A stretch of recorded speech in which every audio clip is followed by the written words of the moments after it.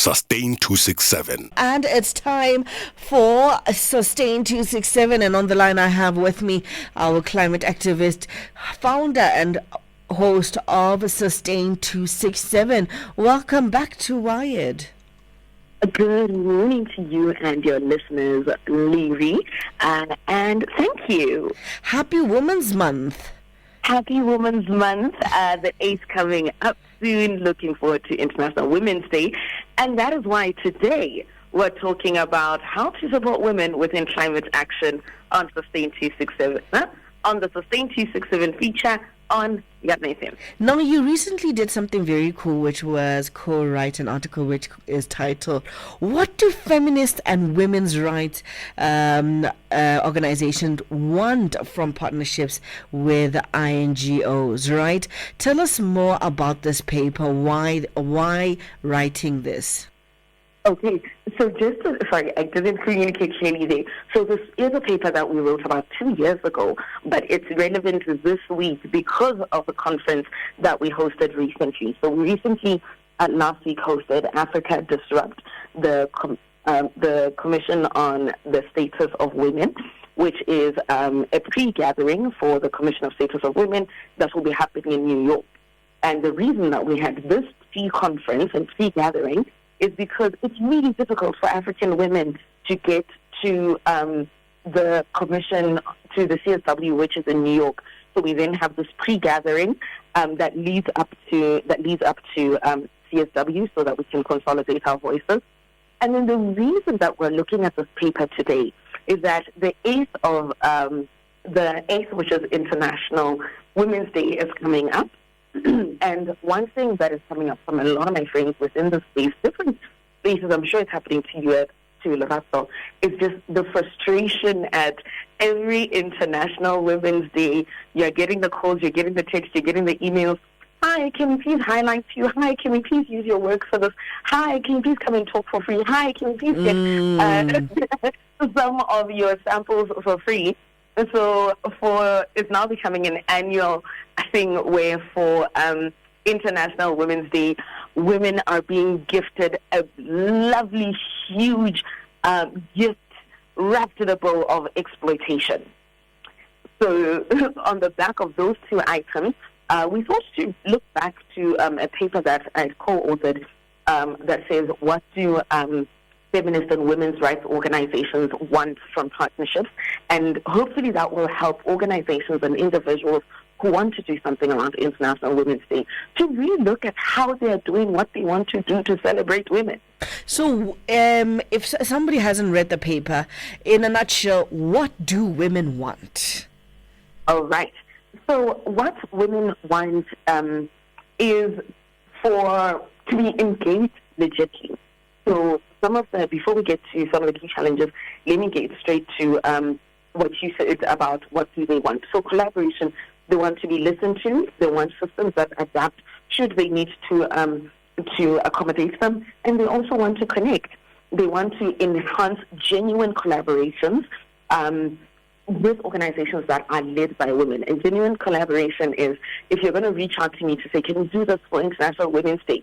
There's some sort of plan for how we'll carry this forward. Or we have some sort of a standing relationship, not where I'm hearing from you once a year, or Lerato is hearing from you once a year, but when she needs to get clients for her makeup business, she can't hear from you. When she needs to get clients for her nail business or her DJing, she doesn't hear from you. Yeah. So that kind of genuineness.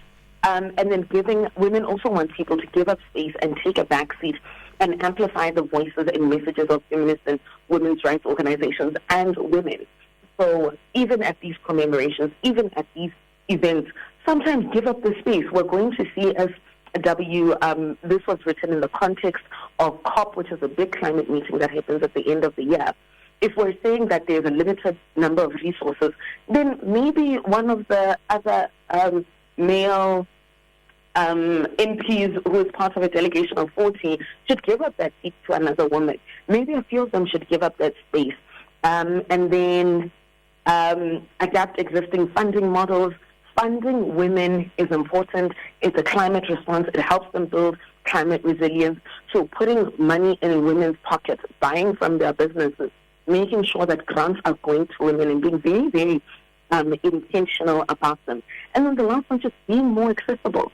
Women should be able to reach you if we've got a great idea on how to take climate action for Botswana that's really going to help women of Botswana and young women of Botswana. Have your door open in such a way that we can access you.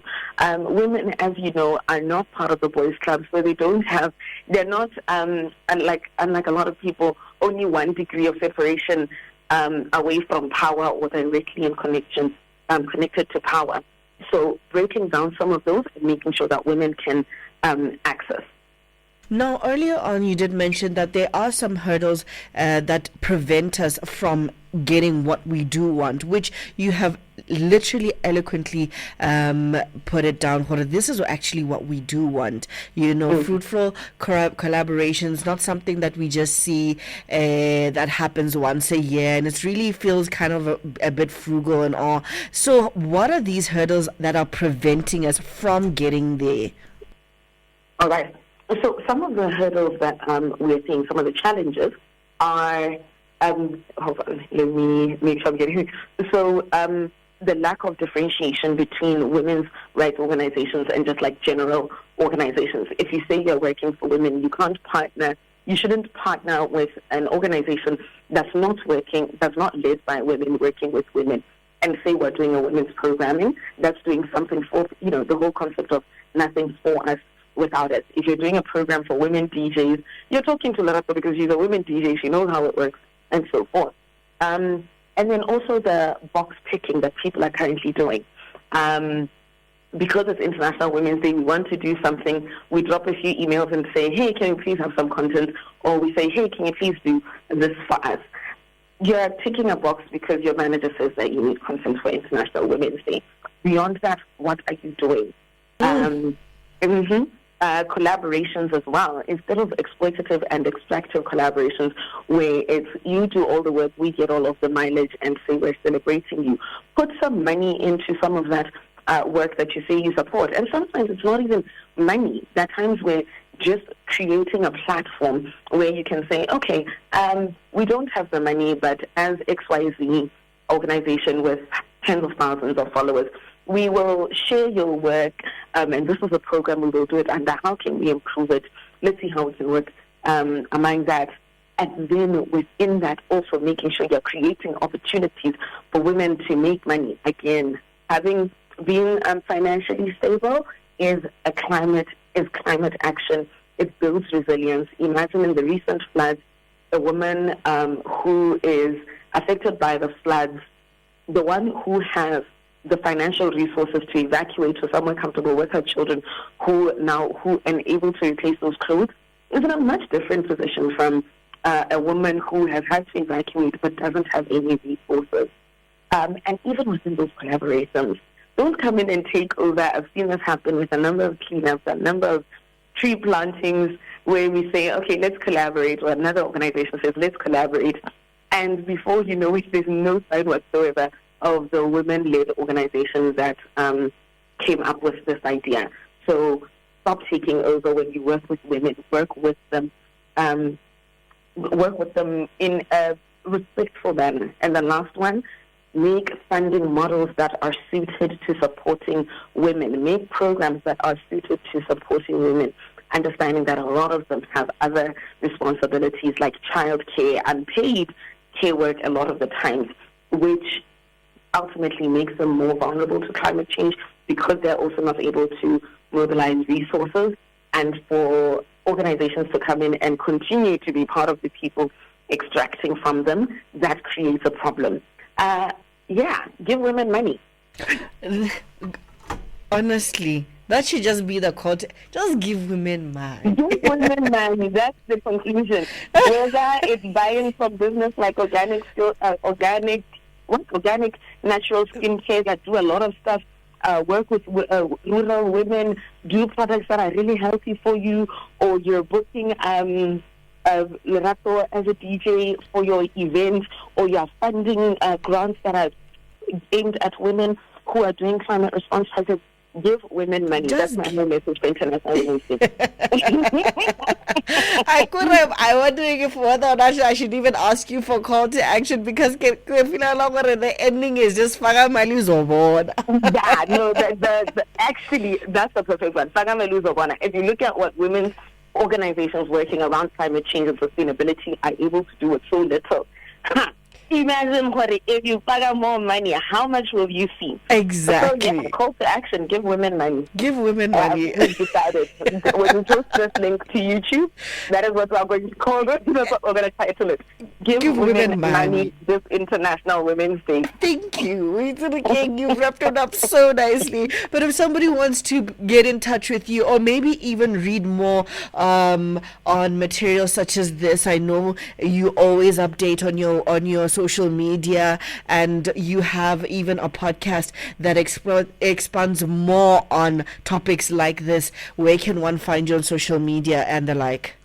All right. So on social media, we are at Sustain267 on all social media platforms. So LinkedIn at Sustain267, Facebook at Sustain267, Instagram at Sustain267, Twitter, now X, at Sustain267.